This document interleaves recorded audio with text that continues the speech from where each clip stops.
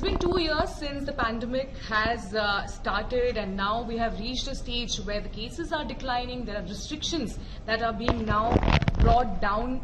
There are states like Maharashtra and Delhi where they have said that it is going to be a voluntary step whether people need to take masks. But at the same time, while all this is happening, there has been a journey as far as the pandemic is concerned, and NIV Pune has always been at the back of all this, ensuring that we are taking the right step towards fighting this pandemic.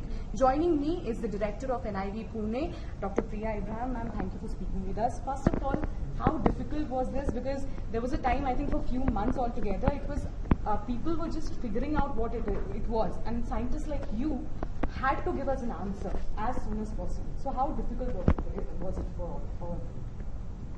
So in early times, nobody was really sure what this new agent was, what was the scale of, health concerns or health conditions it could cause.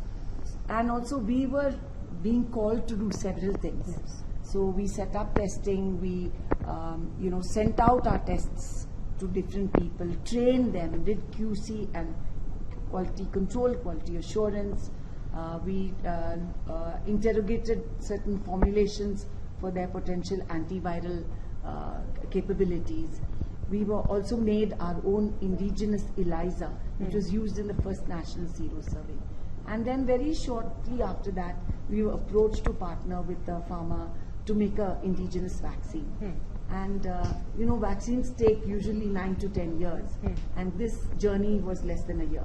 Okay. So you can imagine, with doing many other things, we also embarked on a very important journey. But now we have reached a stage where the cases have declined. Now it is becoming more voluntary for such restrictions that have been in place. Do you think that's the right step in the right direction? See, eventually everybody is wanting to know when you can take off the mask, when life can be restored to normal. But nobody really knows how this virus is going to go, because there's still parts of the world where there are lots of cases. So I personally believe in a more conservative approach to not completely dismiss the fact that the virus is gone.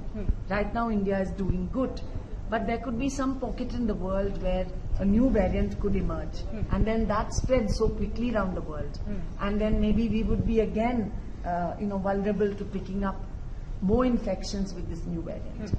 But despite all of that, if we keep up our vaccination drive as it's going today, one of the best in the world, and still be mindful of these cautionary measures, I think we would be in a good position.